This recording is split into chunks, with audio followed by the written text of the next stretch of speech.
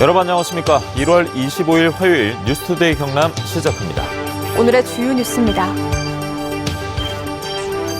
오는 27일 중대재해처벌법 시행을 앞두고 현장은 여전히 바뀌지 않았다는 노동자들의 증언이 나왔습니다.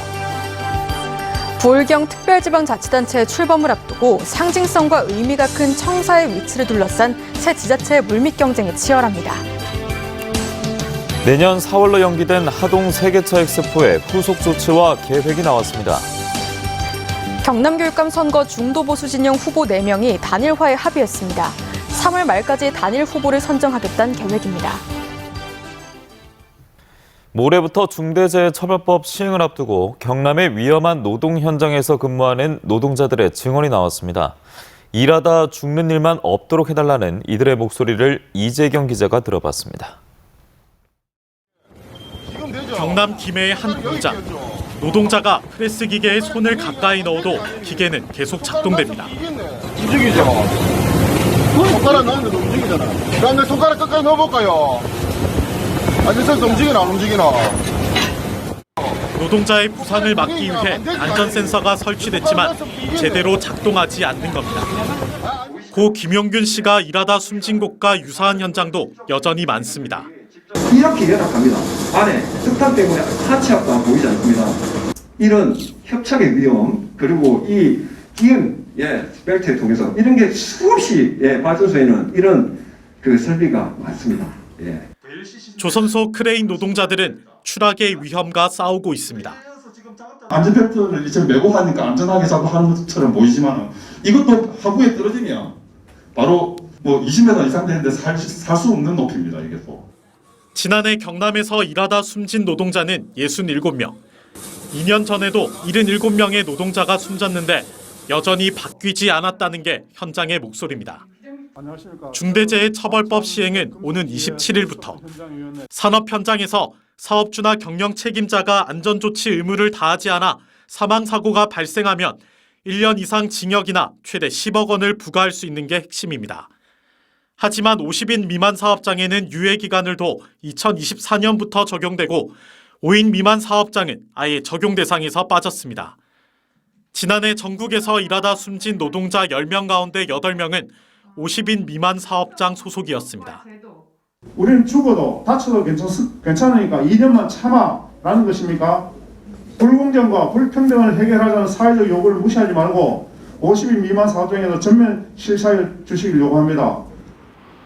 민주노총 경남본부는 소규모 사업장을 포함한 모든 노동자의 생명권 보장을 요구하며 이번 한 주를 중대재해 근절을 위한 행동 주간으로 운영하기로 했습니다. MBC 뉴스 이재경입니다.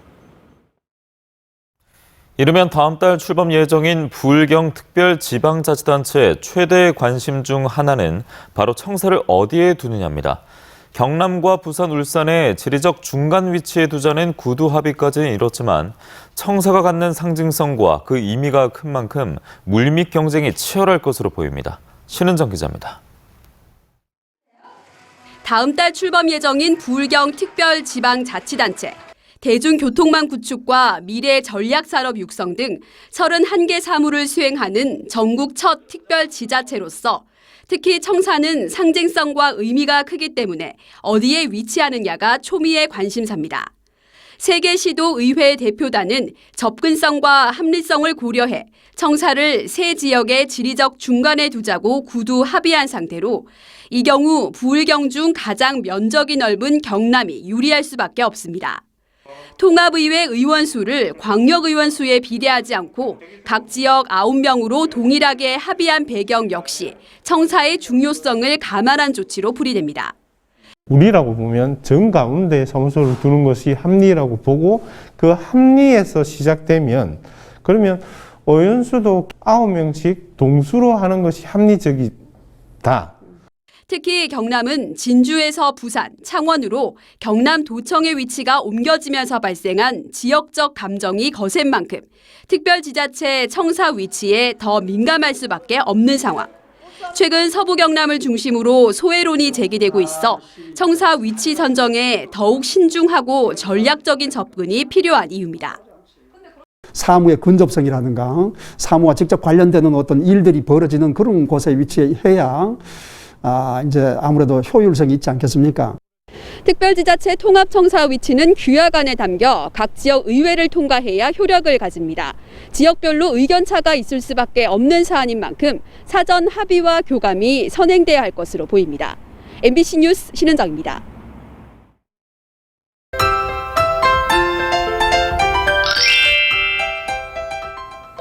아침 출근길 일부 지역에는 눈 또는 비가 내립니다. 북쪽을 지나는 기압골의 영향으로 오늘 오후까지 눈 또는 비가 오는 곳이 있겠는데요. 눈은 하동과 거창 등 경남 서부 내륙 지역을 중심으로 1cm 내외로 내릴 것으로 예상됩니다. 오늘 눈비가 내리는 지역은 도로가 미끄러워서 각종 교통안전에 유의해 주시길 바랍니다.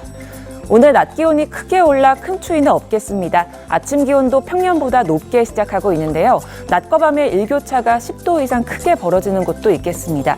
오늘 창원의 아침 기온 0도, 진주는 영하 1도를 보이고요. 낮에는 창원 8도, 진주 7도까지 오르면서 어제보다는 조금 낮겠습니다. 오늘 대체로 흐린 날씨를 보이면서 오후까지 눈 또는 비가 내리는 곳이 있겠습니다. 우리 지역의 미세먼지 농도는 좋음 수준으로 공기질 청정하겠습니다.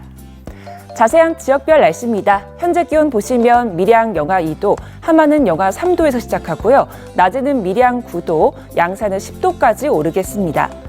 거창의 아침 기온 영하 3도, 산청은 영하 1도를 보입니다. 낮에는 거창 5도, 합천은 7도까지 오르겠습니다. 바다의 물결은 최대 2.5m로 비교적 높게 일겠습니다. 당분간 일교차가 크게 날 것으로 보이고요. 대체로 구름 많은 날씨가 이어지겠습니다. 날씨 정보였습니다. 코로나19가 지속되면서 올 4월에 열릴 예정이었던 하동 세계차 엑스포가 1년 연기됐습니다. 국제 행사는 지자체에게 흔치 않은 기회인데 정작 외국 손님들은 초청조차 못하는 반쪽 행사가 되지 않을까 하는 걱정이 작용한 것으로 보입니다. 정성호 기자입니다.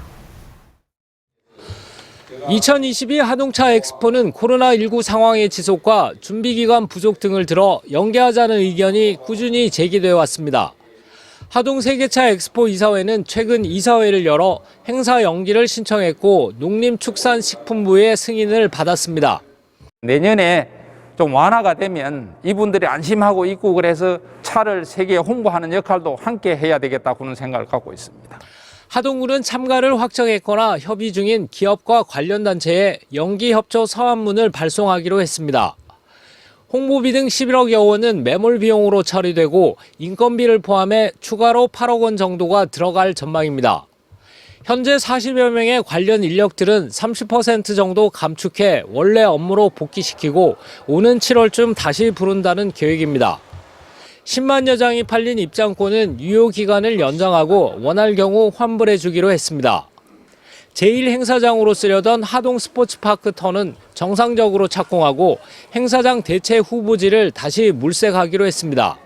현재 있는 프로그램이라든가 콘텐츠들을 좀 더 업그레이드 시키고 그 내용을 또 우리 트렌드에 맞게끔 많이 이제 보완을 해서 하동군은 엑스포 성공을 위해서 하동 야생차에 대한 관심이 우선이라고 보고 유통센터 건립과 20, 30대의 접근성 확대, 차 관련 콘텐츠 발굴 등 소비 기반을 튼튼히 하는 작업들을 지속해 나갈 계획입니다. MBC 뉴스 정성호입니다. 박종훈 경남교육감이 일찌감치 3선 도전의 뜻을 밝히며 보수 중도 진영 후보 4명의 단일화 논의도 속도를 내고 있습니다. 그런데 후보 단일화를 하겠다는 큰 틀에선 합의했지만 세부적인 내용을 두고 이견을 보였습니다. 서창호 기자입니다. 자칭 중도 보수 진영에서 출사표를 던진 경남교육감 후보는 김명용 창원대 교수, 김상권 학교 바로세우기 운동본부 상임대표, 최혜범 전 창원대 총장, 허기도 전 경남도의회 의장 4명입니다. 이들이 후보 단일화 논의 약 5개월 만에 공식적으로 뜻을 모았습니다. 3월 말까지는 단일 후보를 선정하겠다는 협약을 맺은 겁니다. 하지만 세부적인 내용에선 이견을 보였습니다. 여론조사를 했을 때 직함을 어떻게 넣을 것이냐를 두고 후보 간 입장이 엇갈린 겁니다. 직함 사용에 있어서 한 개의 직함을 사용한다는 것은 거의 동의가 된 것 같습니다.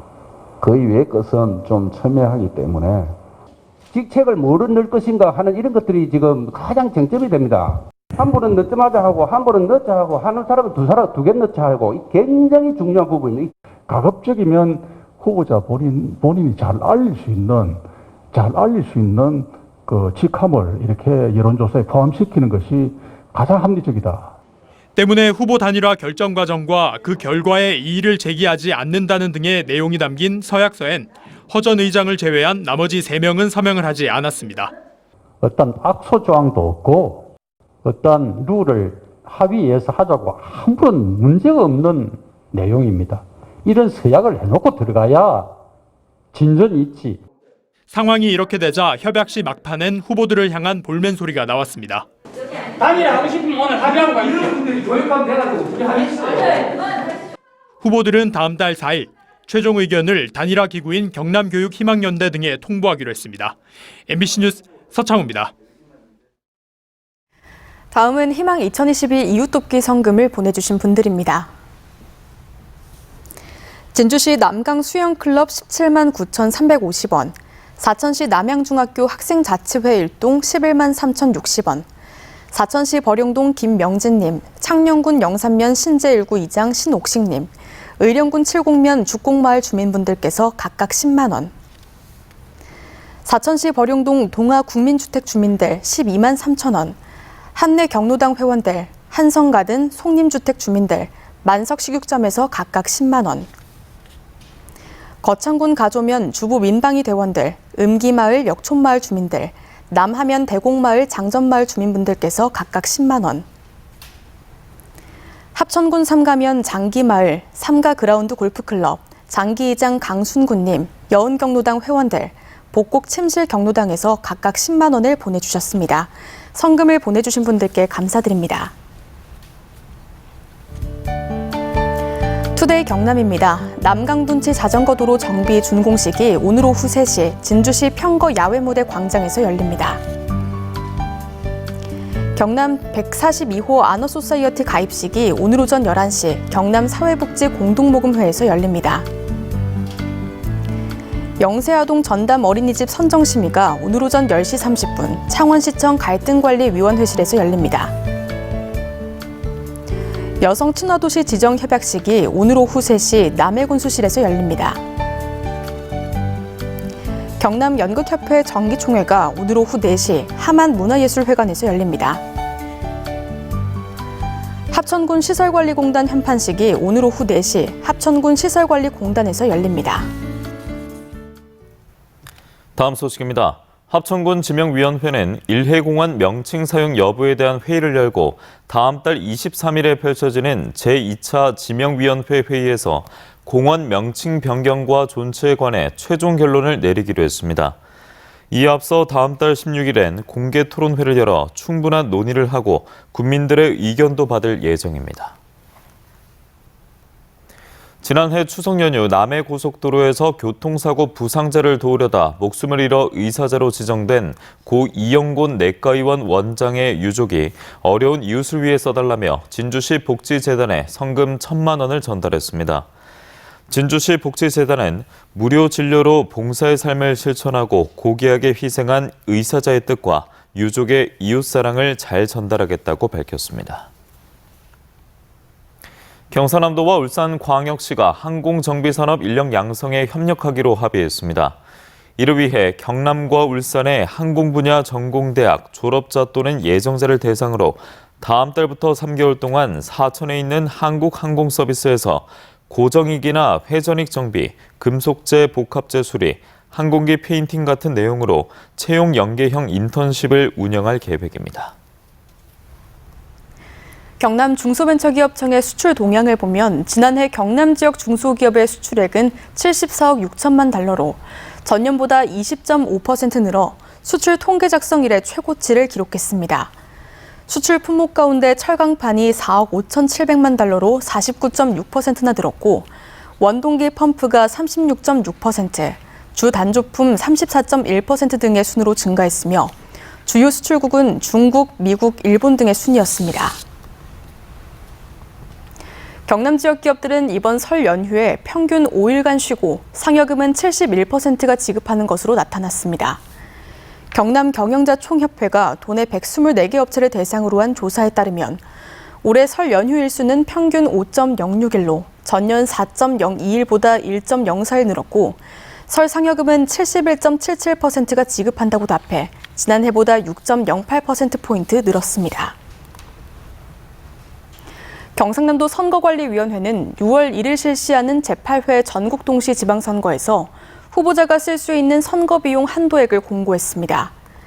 도지사와 교육감 선거의 경우 17억 1,300만 원으로 지난 지방선거 때보다 600만 원 증가했으며 기초단체장 선거의 평균은 1억 5,100만 원인데 최고액은 창원시장 선거로 3억 7천만 원입니다. 창원시와 과학기술연합대학원 대학교, 한국전기연구원 등이 협약을 맺고 소재 부품 장비 산업의 인재 육성에 나서기로 했습니다.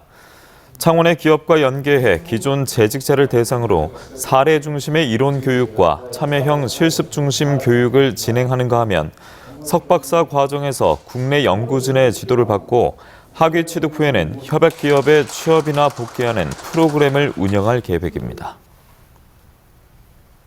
경상남도는 지난해 말 도내 스마트 공장 2,030개를 구축해 2018년 8월부터 올해까지 목표로 정한 2,000개를 조기에 달성했다고 밝혔습니다. 또 스마트 공장 구축 이전과 이후를 비교하는 성과 분석을 한 결과 생산성은 11.4% 증가하고 불량률은 40.9% 감소해 경영지표 개선 효과가 확인됐다고 덧붙였습니다. 지난해 경남 수산물 수출 실적은 약 2억 3,800만 달러로 최근 10년 내 최대치를 기록했습니다. 코로나19 장기화로 상반기엔 수산물 수출 실적이 저조했지만 하반기로 접어들면서 굴과 명태, 오징어 등의 수출 증가세가 두드러져 예년 수준을 완전히 회복했으며 국가별로는 일본이 31.8%로 최대 수출 국가 자리를 유지했습니다. 창원시가 특례시 규모에 맞는 산업 육성을 위해서 2022년 지역산업 대전환 계획을 수립해 발표했습니다. 창원대로를 따라 혁신기관을 유치하는 창원권 아이로드 프로젝트를 2019년 시작한 데 이어 마산권 아이베이 프로젝트는 수출 거점의 혁신과 융복합 관광혁신, 진해권 아이포트 프로젝트는 스마트 도시 사업에 선정된 연구자유 지역을 중심으로 추진할 계획입니다. 진보당은 노동자, 농민, 노점상의 절박함을 담은 코로나19 민생 3법이 전국에서 5만 명의 국민동의 청원을 받아 입법 청원을 이뤄냈다며 국회 법안 통과를 촉구했습니다. 진보당은 코로나19 장기화로 심화되고 되물림되고 있는 불평등 문제를 해결하기 위해 농민기본법과 노점상 생계보호특별법, 돌봄기본법 제정이 반드시 필요하다고 강조했습니다. 두산중공업은 독일 자회사인 두산렌체스가 독일 현지에서 1,600억 원 규모의 폐자원 에너지화 플랜트를 수주했다고 밝혔습니다. 이는 산업 현장이나 가정에서 발생하는 가연성 폐자원을 소각 열분해 등을 거쳐 에너지화하는 시설로 두산렌체스는 플랜트 설계와 기자재 공급 설치, 시운전 등을 수행해 2024년 독일 중서부 비스바덴의 플랜트를 준공할 예정입니다.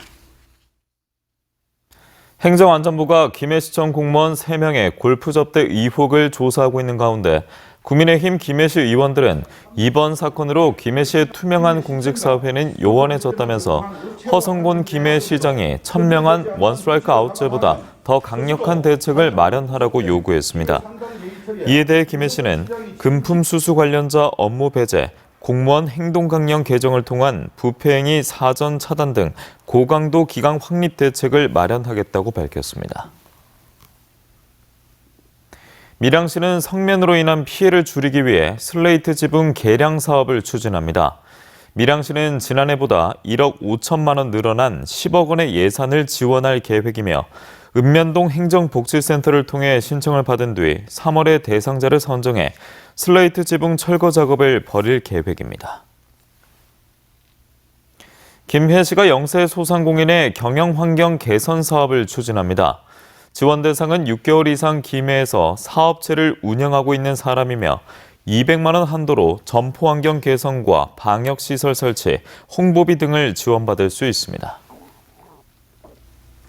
박종원 경상남도 경제부지사가 1년 8개월간의 임기를 마무리하고 산업통상자원부 지역경제정책관으로 자리를 옮겼습니다. 박 부지사는 진해신항과 남해 여수해저터널의 예타 통과, 스마트 제조 혁신, 수소 경제권 구축 등에서 성과를 냈다는 평가를 받고 있습니다. 또 새 도지사 임기가 시작되는 7월까지 기획조정실장이 경제부지사 권한대행을 맡을 예정입니다.